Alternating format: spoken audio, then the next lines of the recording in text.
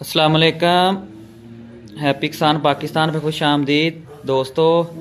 हम इस वक्त मौजूद हैं जी गल्ला मंडी साहिवाल में, जोया बरादर, दुकान नंबर 98। और आज 17 नवंबर 2025 और ज़रई अजनास की जो ताज़ा अपडेट है वो आपकी खिदमत में पेश करूँगा। अगर सबसे पहले मूंजी की बात की जाए तो मूंजी की मार्केट जो है उसके रेट में जो मंदा है वो जारी है। अगर रेट के हवाले से बात की जाए तो 1509 का जो रेट है गल्ला मंडी साहिवाल में, मशीन वाला माल जो है वो 4700 रुपये से लेकर 5000 रुपया, और हाथ वाला माल जो है वो 5100 रुपये से लेकर 5450 रुपया टॉप का रेट है।